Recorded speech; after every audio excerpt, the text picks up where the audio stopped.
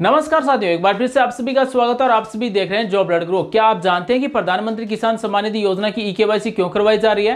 क्या आप जानते हैं कि प्रधानमंत्री किसान सम्मान निधि योजना की 12वीं किस्त कब दी जाएगी? क्या आप जानते हैं कि पीएम किसान सम्मान निधि योजना में हर बार जब किस्त डाली जाती है तो हर बार किसान कम होते जाते हैं? यानी कि अगर आप देखेंगे तो पीछे लगभग 11 करोड़ से ज्यादा किसानों को पीएम किसान सम्मान निधि योजना के अंतर्गत 2-2 हजार रुपए दिए जाते थे, लेकिन अभी अगर आप देखेंगे तो पिछली किस्त 10 करोड़ से ज्यादा किसानों को दी गई है। ऐसा क्यों हो रहा है? किसान कम कैसे हो रहे हैं? आज हम आपको डिटेल से बताने वाले हैं।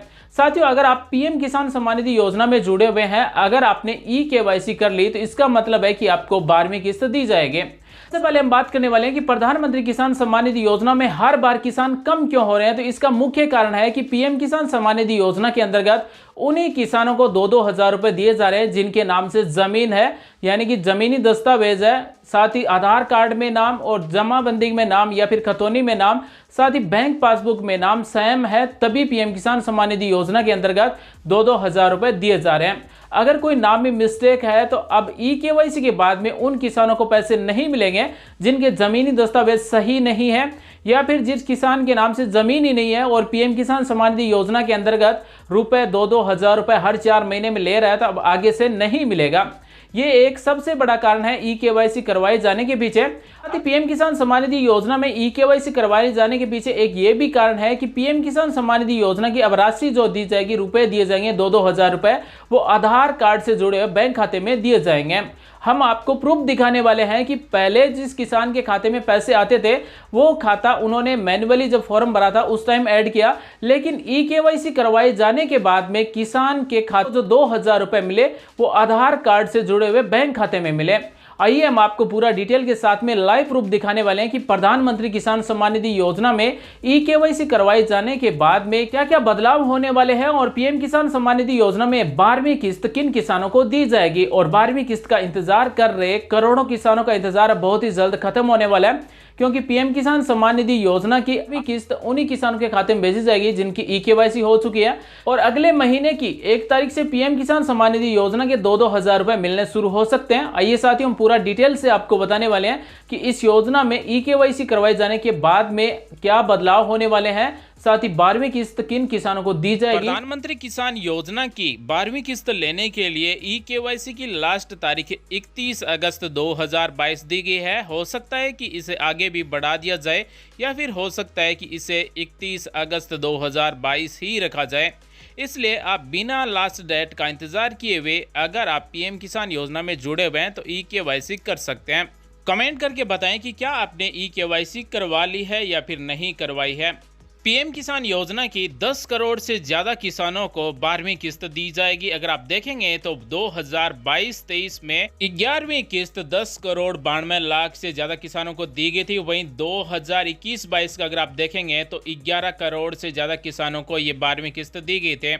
12वीं किस्त अगस्त से लेकर नवंबर के बीच में कभी भी मिल सकती है। अब हम आपको दिखाने वाले कि ई-केवाईसी कैसे करें।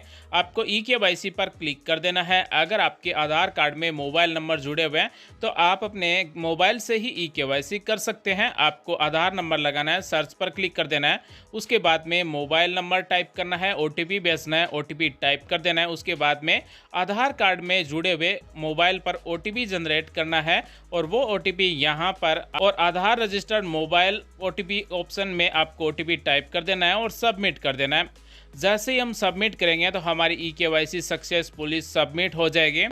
अगर आपके आधार कार्ड में मोबाइल नंबर नहीं जुड़े हुए हैं तो आप अपने नज़दीक किसी भी कॉमन सर्विस सेंटर पर जाकर ई-केवाईसी करवा सकते हैं। आइए साथियों, अब हम आपको दिखाने वाले हैं कि ई-केवाईसी करने के बाद में क्या बदलाव होने वाले हैं। जी हाँ साथियों, आप अगर देखेंगे तो लाभार्थी की स्थिति और अंग्रेजी में अगर आप देखेंगे तो बेनिफिशियरी स्टेटस यहाँ पर आपको मिलेगा एक ऑप्शन।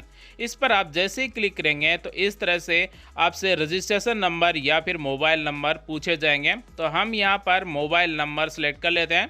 उसके बाद में मोबाइल नंबर टाइप करेंगे, ये कैप्चा कोड दिए गए हैं, ये इमेज कोड यहाँ पर टाइप करेंगे और गेट डाटा पर क्लिक कर देंगे। जैसे हम गेट डाटा पर क्लिक करेंगे तो पीएम किसान सम्मान निधि योजना के अंतर्गत जुड़े हुए किसान को अब तक कितनी किस्तें दी जा चुकी है ये जानकारी मिल जाएगी। कौन से बैंक अकाउंट में दी गई है ये भी जानकारी यहाँ पर मिल जाएगी। आप सभी की जानकारी के लिए बता दें कि इस किसान ने पीएम किसान सम्मान निधि योजना की 11वीं किस्त मिलने से पहले ही ई-केवाईसी कर दी गई थी और अभी तक इस किसान को 8 किस्तें दी जा चुकी है और पीएम किसान सम्मान निधि योजना के अंतर्गत इनको 11वीं किस्त दी जा चुकी है और 12वीं किस्त मिलने वाली है।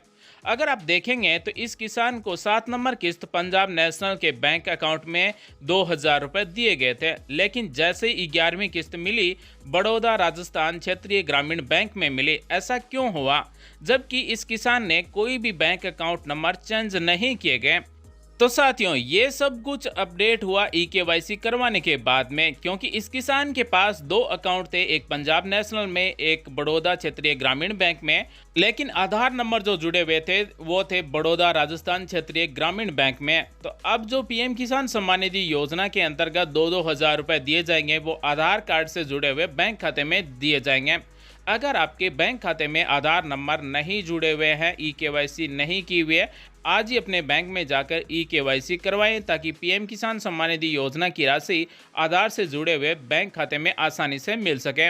अब सवाल है कि मान लीजिए किसी किसान के 2 अलग अलग बैंकों में बचत खाते हैं और दोनों में ही आधार नंबर जुड़े हुए हैं, तो कौन से बैंक अकाउंट में 2,000 रुपये जाएंगे? तो सबसे पुराना जो अकाउंट है उसी में ये 2,000 रुपये आएंगे। तो साथियों, क्या आपने 11वीं किस्त मिलने से पहले ई-केवाईसी करवा ली गई थी? क्या आपके भी इस तरह से बैंक अकाउंट चेंज हुए? तो आप में कमेंट करके बताएं। साथ ही अगर आप सूची देखना चाहते हैं कि आपके गांव में कितने किसानों को पीएम किसान सम्मान निधि योजना की 12वीं किस्त दी जाएगी, तो यहाँ पर आपको सूची मिल जाएगी।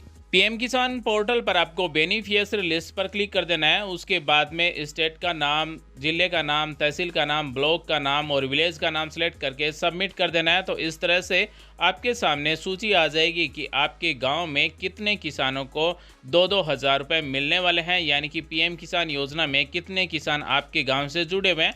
तो इस गाँव की हम बात करें तो 604 ऐसे किसान हैं जो पीएम किसान सम्मान निधि योजना में जुड़े हुए हैं।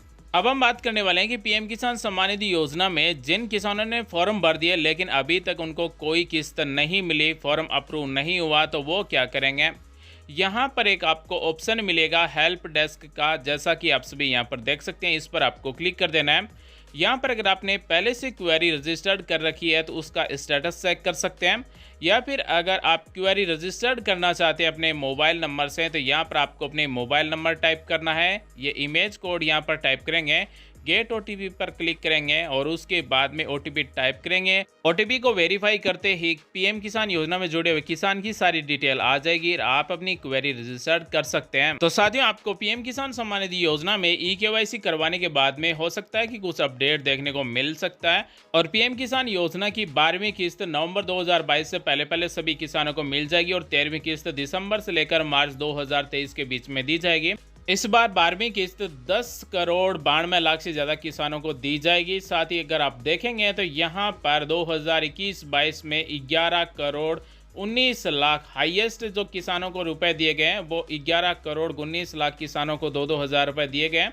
लेकिन अब जो पैसे मिलेंगे अब उन्हीं को मिलेंगे जिनके नाम से ज़मीन है और जिन्होंने ई-केवाईसी करवा ली है। तो उम्मीद करते हैं साथियों आज की जानकारी आपको अच्छी लगी होगी। अगर आपके फिर भी मन में कोई सवाल या विचार है तो आप में निसंकोच कमेंट कर सकते हैं। हमारी तरफ से समय रहते रिप्लाई किया जाएगा। आप सभी का दिन शुभ हो। जय हिंद, वंदे मातरम साथियों।